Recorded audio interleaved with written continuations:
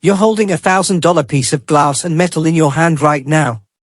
And Apple told you it's worth every penny. But what if I told you, the actual parts inside that iPhone cost less than a fast food meal for two? Not $200. Not even $150. We're talking about a number so low, it's going to make you question everything you thought you knew about the most valuable company on planet Earth. And here's the part that really gets under your skin, Apple isn't hiding this. It's not a secret. It's just that nobody ever breaks it down slowly enough for you to feel it. Until now. Stay with me, because by the end of this video, you're going to see your iPhone in a way you never have before. Not as a phone. As a business strategy. Welcome back to iProfit Insights, the channel where we pull back the curtain on how the biggest smartphone companies in the world actually make their money. Today, we're doing something special. We're going to tear down an iPhone, not physically, but financially. We're going to walk through every single component inside a modern iPhone, look at what Apple actually pays to build it, and then compare that to what you pay at the store. And then, and this is where it gets really interesting, we're going to go deeper. Because the component cost? That's just the beginning of the story. The real money Apple makes on you doesn't even come from the phone itself. By the end of this video, you'll understand Apple's entire profit machine, from the factory floor in China all the way to your monthly Apple Music subscription. Let's get into it. Let's start with the number everyone knows. The iPhone 15 Pro Max, Apple's top-of-the-line flagship, starts at $1,199. That's not a small amount of money. For a lot of people around the world, that's a month's salary. Maybe more. And yet, every single year, hundreds of millions of people literally line up outside stores, to pay that price without blinking. Why? That's a question we're going to answer today, but not in the way you might expect. Because the real answer isn't about loyalty or brand love, as real as those things are. The real answer is about something much colder. Much more calculated. It's about the cost of architecture. And Apple has mastered it better than any company in human history. So here's where we start. If Apple charges $1,199 for that phone, what does it actually cost them to make it? Let's find out. Every year, a research firm called Tech Insights, along with a handful of other analysts, physically buys the latest iPhone off the shelf, cracks it open, and catalogs every single component inside. They call this a bill of materials, or BOM for short. And the numbers they find are shocking every single time. Let's walk through the major components. The display. The screen on an iPhone 15 Pro Max is a Super Retina XDR OLED display. It's gorgeous.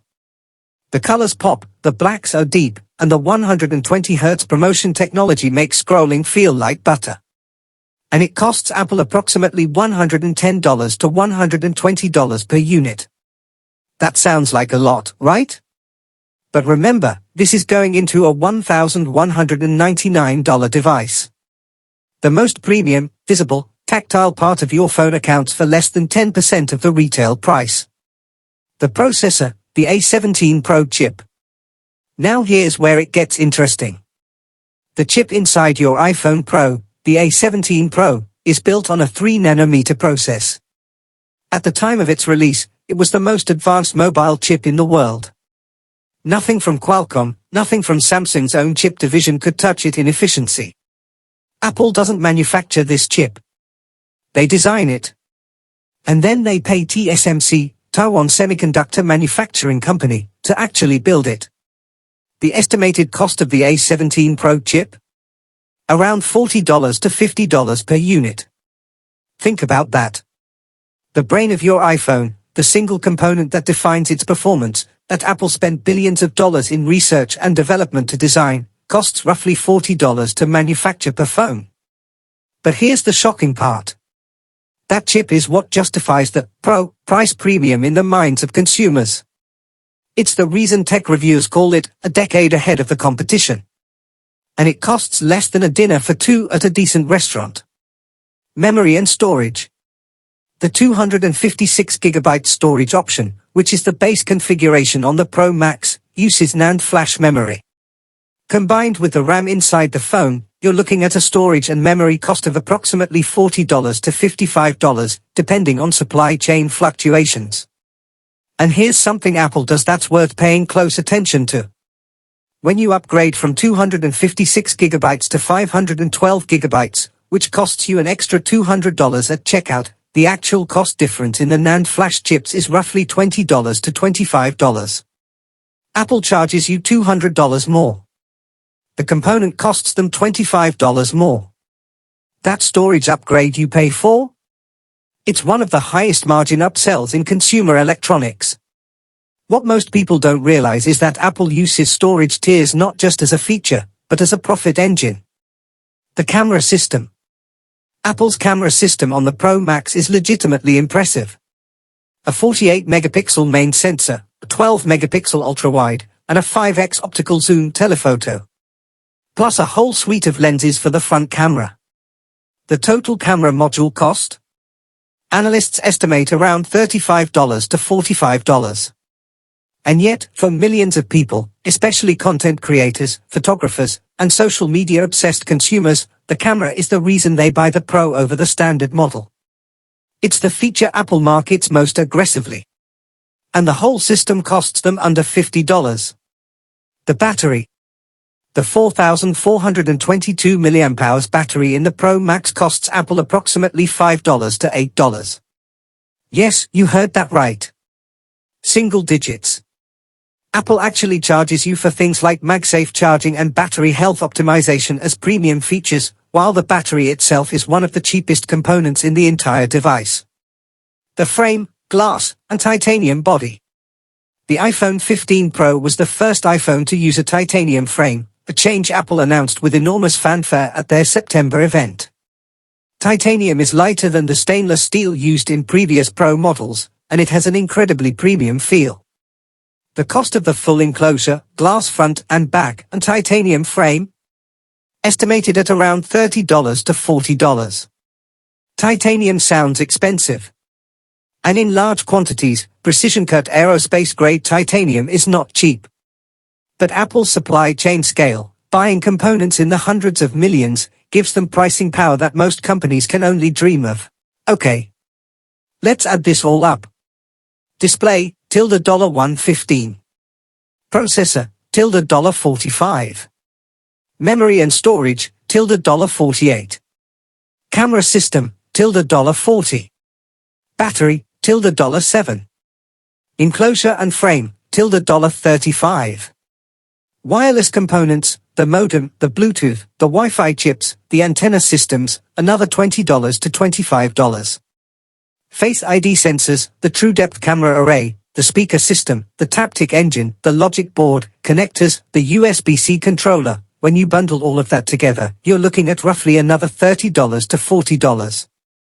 Add it all up, and the total component cost of an iPhone 15 Pro Max. Analysts estimate it at roughly $400 to $450. On a $1,199 phone. That means Apple's gross component margin, before we even talk about manufacturing, shipping, software, or marketing, is somewhere between 60% and 65%. That's extraordinary. But here's the thing, that number actually understates how profitable Apple really is. Because we haven't talked yet about the costs that aren't in the component list. And more importantly, we haven't talked about the money Apple makes after you buy the phone. The bill of materials is only a partial picture. There are real costs beyond components that Apple absorbs for every single iPhone it sells. Manufacturing and assembly. Most iPhones are assembled in China, primarily by Foxconn and Pegatron, though Apple has been aggressively diversifying into India through suppliers like Tata Electronics. Assembly labor, factory overhead, and quality control at somewhere in the range of $30 to $45 per device. This is where a popular myth lives, by the way. People often say, Apple pays Chinese workers almost nothing, and that's how they make so much money. And while labor costs are certainly lower in China than in the United States, the assembly margin isn't actually the main profit driver for Apple. Labor is a small piece of the puzzle. The big money is elsewhere. Research and development. Apple spends approximately $30 billion per year on research and development. When you spread that across the roughly 225 million iPhones Apple sells annually, that's over $130 in R&D cost per device. Think about that. Apple invests more than $130 per iPhone in the research, engineering, and design that makes that phone possible. The A17 Pro chip alone took years of development and hundreds of millions of dollars to architect. This is why the bill of materials number, however shocking it sounds, doesn't mean Apple is simply ripping you off on components. They are recovering an enormous R&D investment spread across every unit they sell. Marketing and advertising. Apple is one of the most sophisticated marketing machines ever created. The September keynote. The "Shot on iPhone" campaigns. The billboards. The celebrity partnerships. The retail store experience. All of it costs money, and analysts estimate Apple's marketing spend adds roughly $40 to $60 per iPhone when spread across total unit sales. Retail and distribution. Whether you buy through Apple's own stores, apple.com, or a carrier like Verizon or AT&T, there are distribution costs involved. Apple's own retail stores are expensive to operate. They are designed to feel like luxury experiences, not electronics shops. And carrier subsidies, trade-in programs, and promotional deals all eat into margin. Distribution and retail adds another estimated $50 to $80 per device. So what's Apple's actual profit per phone? When you account for components, manufacturing, R&D amortization, marketing, and distribution, the all-in cost of producing and selling an iPhone 15 Pro Max comes to roughly $700 to $800 per unit. Which means Apple's actual net profit per Pro Max. Somewhere in the range of $350 to $500, depending on the configuration and how it's sold.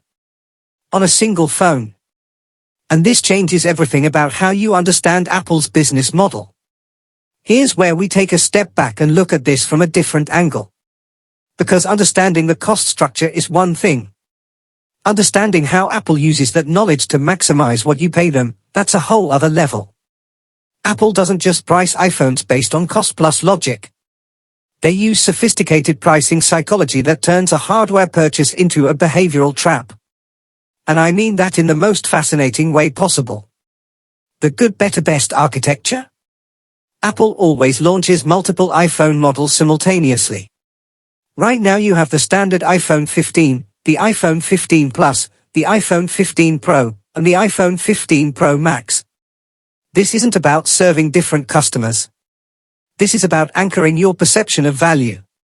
When Apple shows you the Pro Max at $1,199, the regular iPhone 15 at $799 suddenly feels like a bargain. Even though $799 is still an enormous amount of money for a phone, it feels cheap by comparison.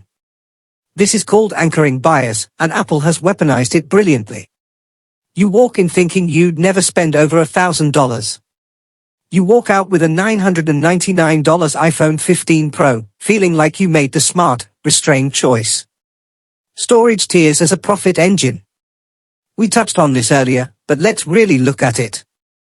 Apple offers the iPhone 15 Pro in 128 GB, 256 GB, 512 GB, and 1 TB configurations. The price difference between 128 GB and 1 TB? $400. The actual cost difference in NAND flash storage between those two configurations? Roughly $50 to $70. That $400 storage premium costs Apple about $60 in extra components. Which means Apple captures approximately $340 in pure additional margin on the 1 TB model, all while making you feel like you're paying for something technical and valuable. And here's the genius part, Apple actively encourages you to need more storage. They make it extremely easy to take 4K ProRes video on your iPhone. They constantly improve the camera system so your photos and videos take up more space. They make backing up to iCloud feel less convenient than keeping things on your phone. All of that drives you toward higher storage tiers. All of that drives Apple's margin higher. Color and finish as perceived value. When Apple introduced the natural titanium, black titanium, white titanium, and blue titanium finishes on the Pro models, they didn't charge more for different colors. But that doesn't mean color is free. Titanium finishing in different tones requires different manufacturing processes. But more importantly, offering multiple premium finishes signals exclusivity. It makes the product feel more personal, more luxurious. And luxury perception drives willingness to pay. The color costs Apple almost nothing extra. But it costs you nothing extra either, and yet it makes you feel like you're getting a personalized premium product rather than a commodity. That feeling? That's margin-free value creation. Apple's specialty. Now we get to the part that most people completely miss when they think about the real cost of an iPhone. The phone isn't the product. The phone is the door. Once you walk through that door, once you set up your iPhone, sign into your Apple ID, store your photos in iCloud, download apps from the App Store, you've entered an ecosystem. And that ecosystem generates more profit for Apple than any individual phone sale. Let me show you what I mean. Apple Services, the hidden revenue engine. In Apple's most recent fiscal year, the services segment generated approximately $85 billion in revenue. That's a single business unit generating more than most Fortune 500 companies produce in total revenue. And services carry dramatically higher profit margins than hardware. While iPhone hardware margins sit in that 35% to 40% range on average, Apple's services margins are estimated at 70% to 75%. Services include Apple Music, Apple TV Plus, Apple Arcade, iCloud storage, Apple Pay transaction fees, the App Store, where Apple collects between 15% and 30% of every purchase made, Apple One bundles, Apple Care extended warranties. When you buy an iPhone, you are not just purchasing a device. You are enrolling in a subscription ecosystem that will generate revenue for Apple for years after that purchase. Possibly for the rest of your life, if you never switch platforms. The App Store toll. Let's talk about the App Store specifically, because this one is remarkable. Every developer who wants to sell their app on an iPhone must go through Apple's App Store. There is no alternative. Unlike Android, where you can install apps from other sources, Apple's iOS is a closed garden. Apple charges developers a 30% commission on most purchases and subscriptions made through the App Store. They've reduced this to 15% for small developers and for subscriptions after the first year, but the base rate is 30%. 30 cents of every dollar you spend on apps, games, or in-app purchases goes directly to Apple. On a platform with over 1 billion active devices, this generates billions of dollars per year, without Apple building a single app. Think about that the next time you buy Minecraft or subscribe to Spotify through your iPhone. iCloud, the storage subscription trap.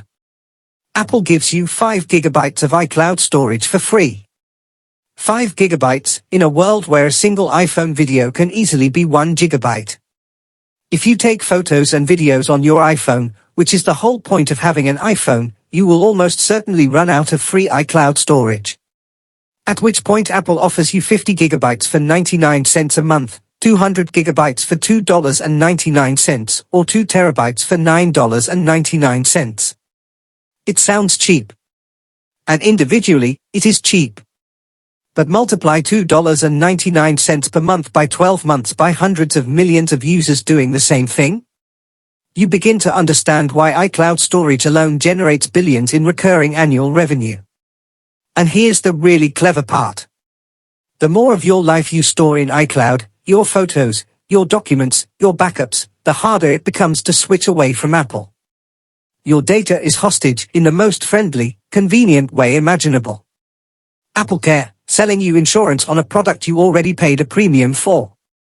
AppleCare Plus for iPhone 15 Pro Max costs $9.99 per month, or $199 for 2 years. It covers accidental damage, battery replacements, and extends your warranty. The margins on insurance products are extraordinarily high. Apple isn't running an insurance business at a loss. They price AppleCare actuarially, meaning they know, statistically, exactly what percentage of iPhones will be damaged, exactly what repairs will cost, and they price AppleCare to be profitable in aggregate. You might get great value from AppleCare if you drop your phone. But on average, across millions of customers, Apple makes money on every AppleCare plan sold. This is the part where everything clicks into place. Forget the $1,199 price tag for a second. That's not the number Apple is focused on. The number Apple is focused on, the number that drives every product decision, every pricing decision, every feature decision, is called Customer Lifetime Value. Or CLV. Customer Lifetime Value asks, how much money will this person spend with us, total, over their entire relationship with our brand? Here's a rough calculation. And it's a conservative one. The average iPhone user upgrades their phone every 2.5 to 3 years. Over a 15-year period, that's roughly 5 iPhones. At an average selling price of around $900, mixing Pro models with standard models, that's $4,500 in hardware alone. Now add services. The average Apple services revenue per active device is around $85 per year, but for highly engaged users, it's much higher. Add iCloud storage, Apple Music, Apple TV Plus, an Apple Watch, AirPods, a MacBook, an iPad, and you start to see the real picture. A fully committed Apple ecosystem customer, someone with multiple devices, multiple subscriptions, who shops regularly on the App Store, might generate well over $10,000 to $15,000 in lifetime revenue for Apple. Some estimates for premium customers go even higher. The iPhone isn't a $1,199 sale. It's the opening move in a decades-long financial relationship. And that's why Apple can afford to make the iPhone experience so seamless, so beautiful, so deeply integrated with every other Apple product. Every dollar they spend making the ecosystem stickier pays back in years of subscription revenue and hardware upgrade cycles. Now, you might be wondering, is Apple's situation unique? Or do all smartphone makers operate this way? The answer is, sort of. But Apple does it better than anyone. And the gap is substantial. Samsung. Samsung is fascinating because they make many of their own components. Samsung manufactures their own OLED displays, their own NAND flash memory, and their own Exynos processors. They also supply many of these components to Apple. This vertical integration should theoretically give Samsung tremendous margin advantages. And it does on components. But Samsung's services business is dramatically smaller than Apple's. Samsung doesn't have an equivalent to the App Store. Android apps go through the Google Play Store, and Google takes the commission, not Samsung. Samsung's flagship Galaxy S series competes directly with the iPhone in hardware. But without the same services moat, Samsung's overall profitability per customer is significantly lower. Samsung compensates by selling an enormous range of phones across all price points, something Apple deliberately doesn't do. Xiaomi. Xiaomi took a completely different philosophical approach. When Xiaomi launched in China, their co-founder Lei Jun famously pledged that Xiaomi would never sell hardware at more than 5% profit margin. Their strategy was to build a loyal customer base through affordable, high-spec hardware, and then monetize that base through software, advertising, and services. It's a fascinating mirror of what Apple does, but inverted. Where Apple sells expensive hardware and uses it as the gateway to a premium services ecosystem, Xiaomi essentially gives hardware away at cost and sells the audience. Both strategies work. But Apple's current profitability dwarfs Xiaomi's in absolute terms. The profit leader. Apple consistently captures approximately 80% to 85% of all smartphone industry profits globally, despite selling somewhere around 15% to 18% of all smartphones shipped. Let that sink in.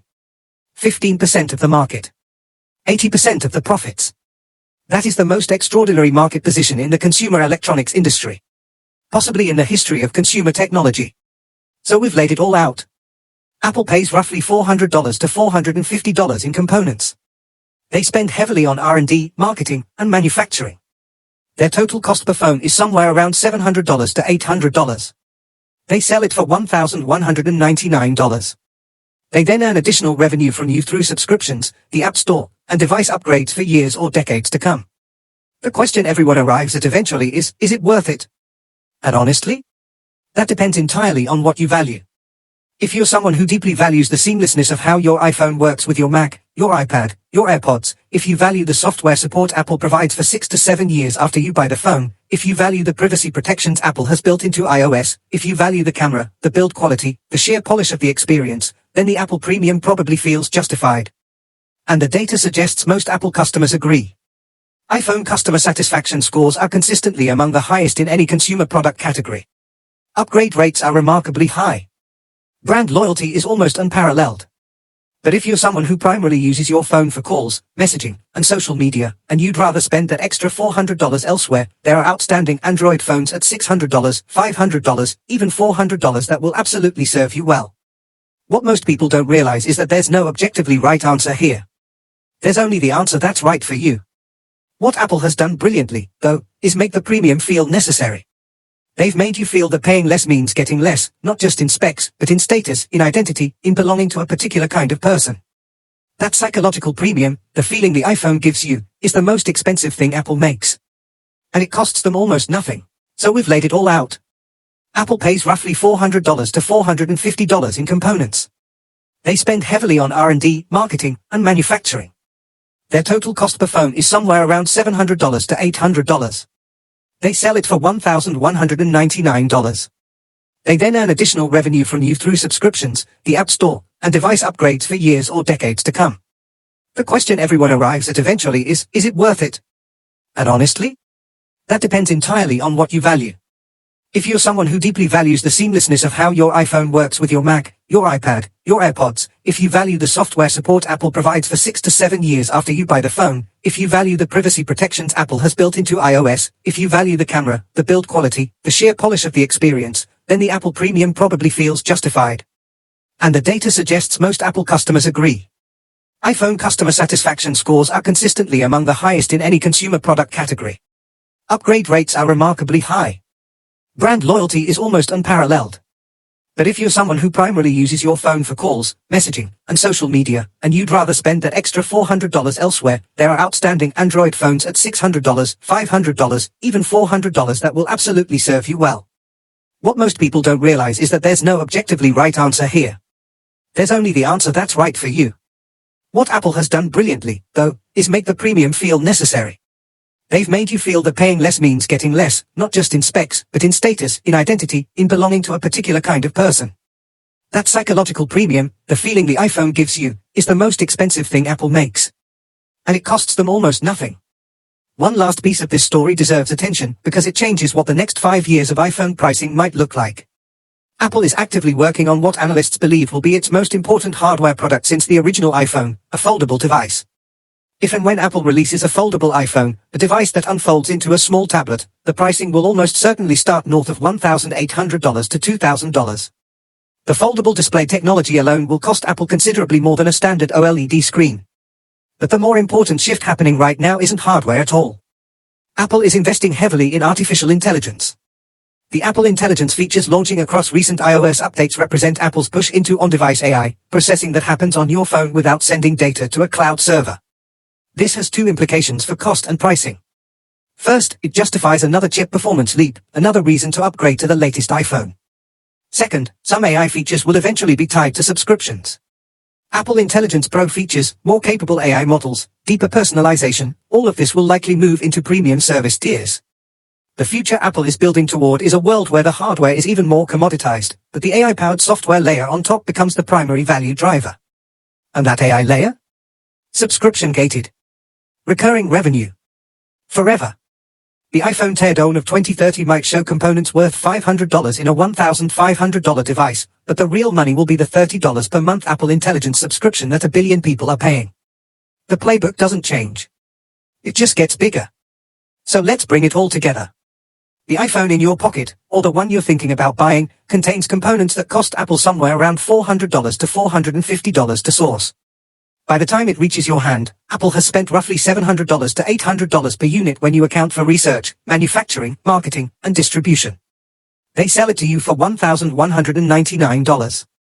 And then, quietly, automatically, invisibly, they earn hundreds more from you through iCloud, the App Store, Apple Music, Apple Care, and every other service woven into the ecosystem they've built around that device. The iPhone isn't a product. It's a platform. It's the first chapter of a financial relationship Apple intends to maintain for decades. And the most remarkable part? Most people who are in that relationship are genuinely happy to be there. Apple has figured out how to build something people love deeply enough to pay a premium for, upgrade voluntarily, and recommend enthusiastically to everyone they know.